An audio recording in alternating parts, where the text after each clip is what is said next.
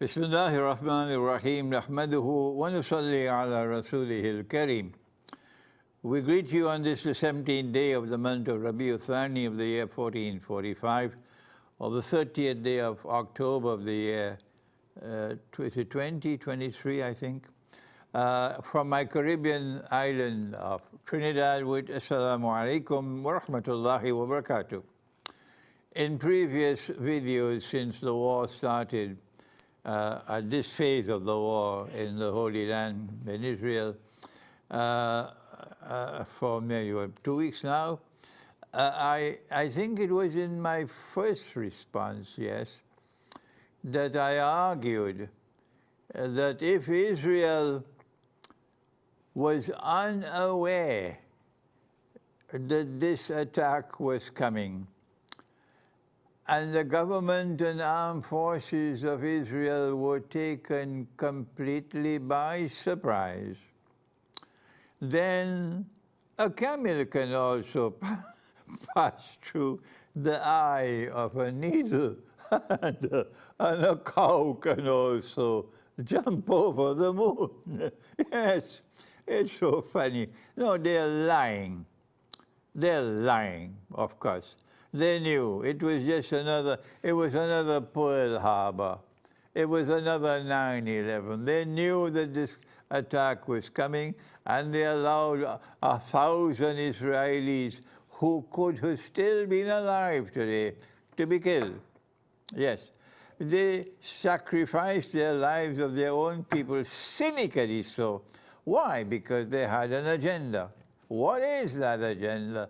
We argued in our first response that in the same way that the United States government allowed Pearl Harbor to take place so that it could transform public opinion in the United States, which was against the United States entering the Second World War, to be changed, to be transformed, and allow the United States, with public opinion, to enter the Second World War, and that's what happened. We said that in the same way that there was a plan, a master plan behind 9/11, they allowed 9/11 to take place. And so many thousand lives were lost, except, of course, those who were told don't go to work on that day, and they didn't go to work. So many lives were lost who could have been saved. But the United States cynically allowed all these lives to be lost because they had an agenda for their troops to be, they call it boots on the ground, in Afghanistan, in Iraq, etc., in Syria, etc., seeking regime change. And so similarly we argue that Israel had a big plan ahead of it because that's why they allowed this to happen. What could that plan be? We are offering some political and military analysis, knowing that I'm not an expert in the field, so what I offer is chicken feed compared to what others can do who are experts in the field. But I can offer some comments. And I said what Israel wants is to get the war to expand.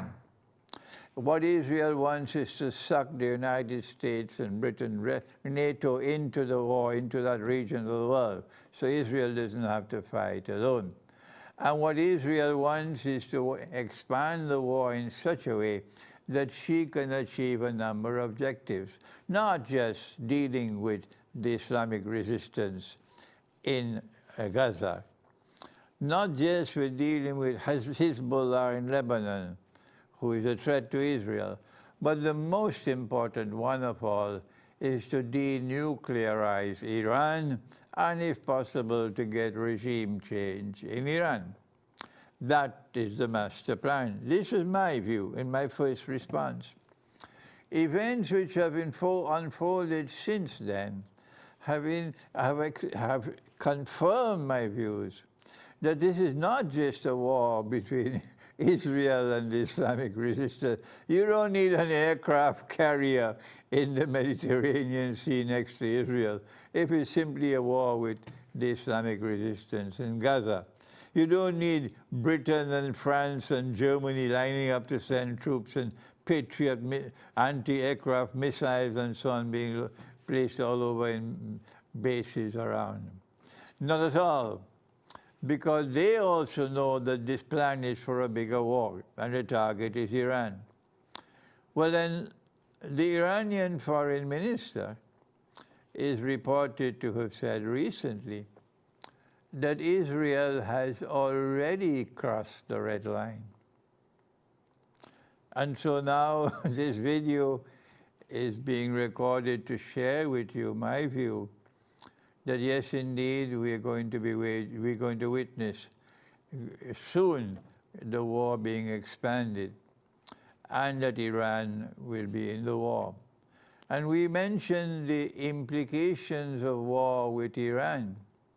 Not just that Iran will become a nuclear power immediately, but other than that.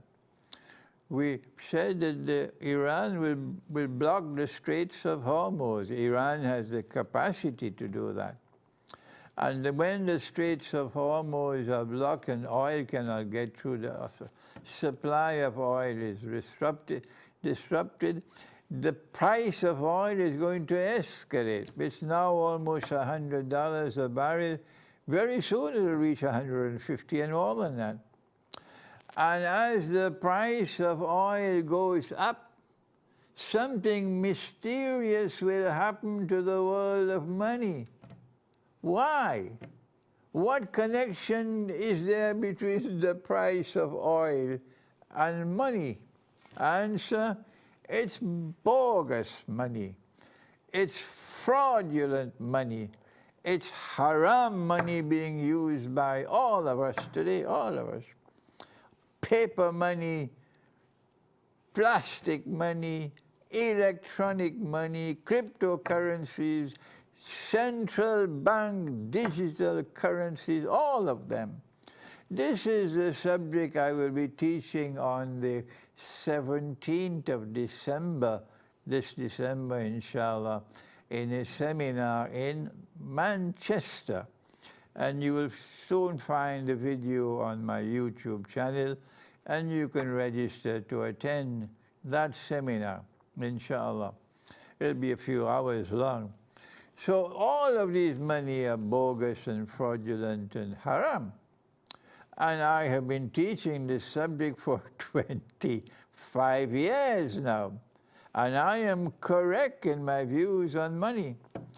But our scholars don't seem to share the same view with me. They will never say that this money is haram.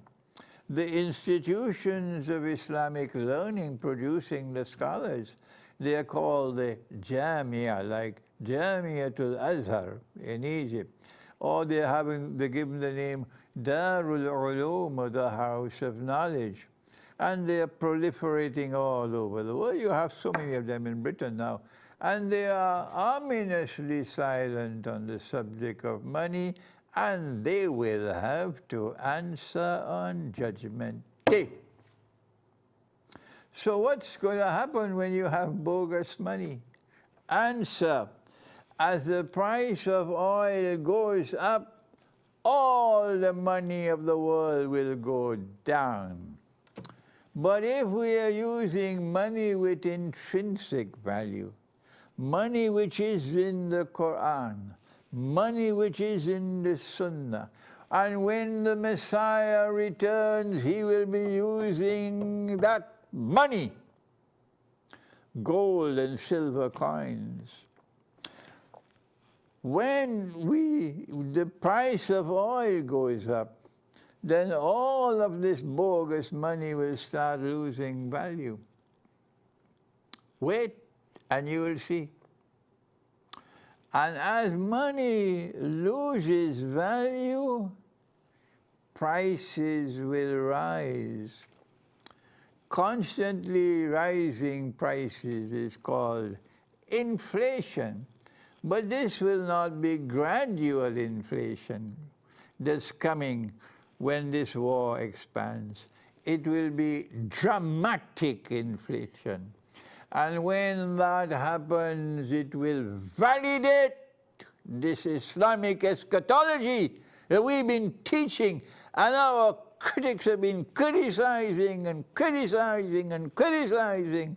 Ah, yes, that dramatic inflation that's coming will validate what we've been teaching in Islamic eschatology, and the world that is listening and viewing will know that you are bogus in your scholarship. And so prepare for dramatic inflation. How do we prepare for dramatic inflation? Number one, if you can get out of paper money and transform it into gold and silver, do that. You should have been doing that long ago.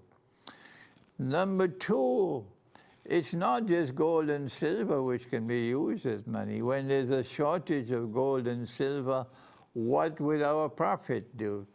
They don't care for this. But he would use wheat, he would use barley, he would use dates, he would use salt. And we would use sugar as well. We would use rice with the Haspadi rice. Any one of these articles of food consumption, which are in an abundant supply in the market and have a shelf life, can be used as money instead of gold and silver.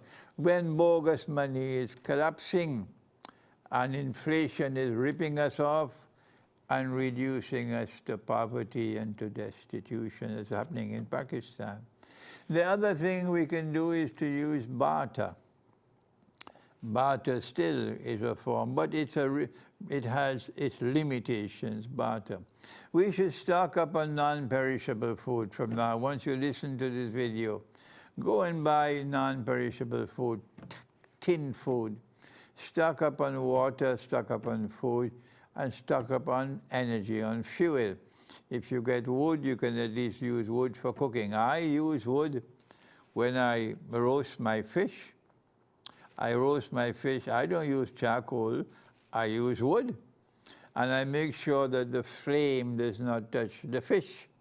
No, the fish is cooked with the heat. And I know that it is the smoke, because there's a lid for the charcoal grill. And when I put down the lid, it's the smoke which gives the taste to the fish, yes. So I'm telling this to you just to prepare you for tomorrow, which is around the corner, of dramatic inflation coming to the world, because now it seems that war with Iran is inevitable. Thank you. Wassalamu alaikum wa rahmatullahi wa barakatuh.